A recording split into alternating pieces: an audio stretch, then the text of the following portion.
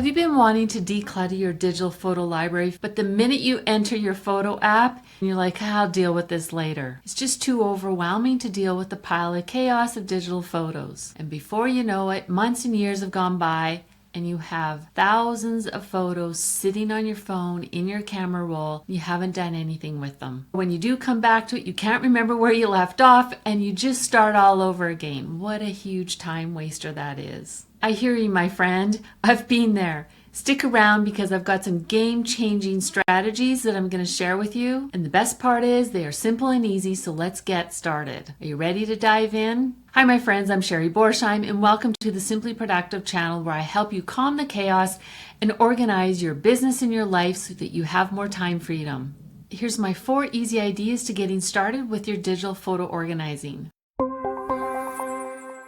Step number 1 is to remove the duplicates. This is the easiest tip because your phone has already done this for you. Now you can go and delete all of your duplicates on your computer, but I find because my phone's already done all of this for me, that it's just easier to go into my Photos app on my phone, go into Albums, scroll down to the bottom, and you will see the Utility section. And it's grouped in there all of your duplicate photos. You can just click on that, go in there, and you can just decide what you want to keep and what you want to delete. How easy is that? Your phone put them all together for you to quickly review and decide what to keep and what not to keep. My rule of thumb when it comes to organizing photos is to keep the best of the best and delete the rest. The same rule applies for physical photos. If you're thinking about, I gotta get to my physical photos in my album someday, remember, the best rule of thumb is to keep the best of the best and get rid of the rest because it takes time to organize them and it takes space and it costs you money to have them scanned. Think of all of the time that you waste scrolling by so many duplicate photos. We want to get back that time. We want you to get your digital photo library organized and streamlined so it's neat and tidy and easy for you to find the files and the photos that you want at your fingertips when you need them anywhere, anytime. Tip number 2 is to delete blurry photos, screenshots, and your deleted folder. Typically, screenshots are a temporary photo that you've taken of something to remind you to do something, to follow up, or maybe you want to implement it inside of your business. Only keep screenshots on your phone that you absolutely need. These may be current receipts, they could be some recipes you want to try, or a product you wanted to buy, or an idea that you wanted to implement. What I do with my screenshots is I save them into my content photo library in my Google Drive, and then I can delete them in my Google Photos. Once you've deleted all of your screenshots and your blurry photos, what you want to do, go back to your Photos app, go to Albums, and scroll down to the bottom to the Utility section, and you want to delete your recently deleted photos. So now that you've deleted all of these photos, they go into another section on your phone, which is still taking up data storage space. And those deleted photos are there as a backup system. So if you want to retrieve something, you could go there if you accidentally deleted something, but it will number them 1 through 30. And what it does is it automatically keeps your photos for 30 days, and then it will permanently delete them.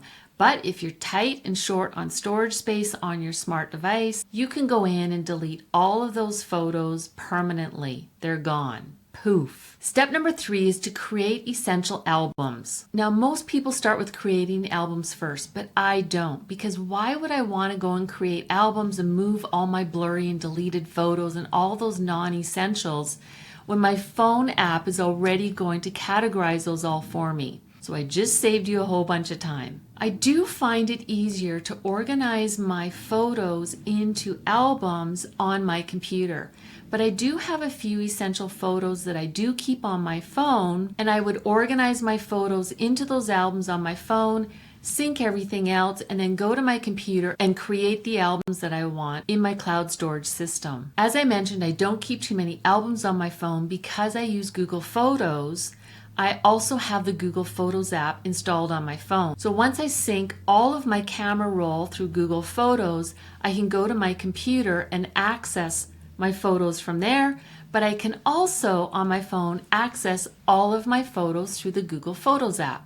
What this does is it frees up storage space on my phone from all the videos that I've filmed and all the photos that I've taken for my business, or on the recent vacation that I've taken, or the party that I was at, or the recent hike. I love to sync my photos daily or weekly, so then I know that they're safely backed up, and if something were to happen to my phone, I know I have them backed up into Google Photos. Now you may choose a different storage solution. It doesn't matter what you use.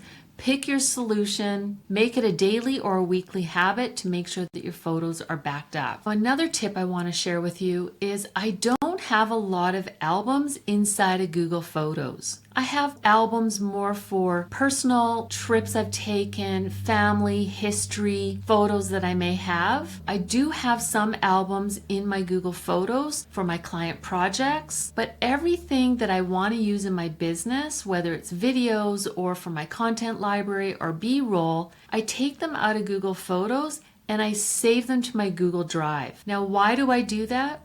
Because it's easier for myself and my team or consultants that I'm working with to access photos and B-roll and videos that I take through our Google Drive folder. So we've created an extensive B-roll library and we've created an extensive content photo library based on categories and themes in our Google Drive folder. Now you may be using Dropbox or you may be using another solution, but what this does, it allows me to repurpose time and time again all my nature photos, all my photos of me having a cup of coffee or going for a walk with my husband. Those are all saved inside of my content photo library so I can repurpose those on an ongoing basis. If you're curious how I set up our content photo library, we have a free photo organizing workshop where I show you all the categories and how we do that inside of that free workshop. I show you how to organize your brand assets, your brand photo shoots, and how we set up our content library. It literally has been a game changer in my business. The link is in the description below. When you're creating albums in your cloud storage system, think of broad themes, categories, topics, or activities, and those will be the names of your albums. An example could be family birthday parties. It could be holidays, recent vacations. It could be hobbies that you have. Maybe you're someone who likes to ride bikes or go hiking. The other thing that I do with my albums is I do start a lot of them with the date. I start them with the year. Makes it easy for me to find them and to organize my albums based on years. Step number 4 is to categorize your photos in batches. On your phone, you can search for photos in batches. I love this option. For example, you could do a search by a topic. You could do a search by your dog or your cat. It could be a search by flowers, cup of coffee, sitting at your desk. Use 1 or 2 keywords at a max. And what it does is it brings up all of those photos based on the word that you've typed in, and then you could quickly categorize all those into an album. Now, I like to do these bulk searches on my computer. In Google Photos, it's really easy for you to do a bulk search and then to create an album. Once I've created that album, let's just say it's to do with nature, or I had flowers, or me walking.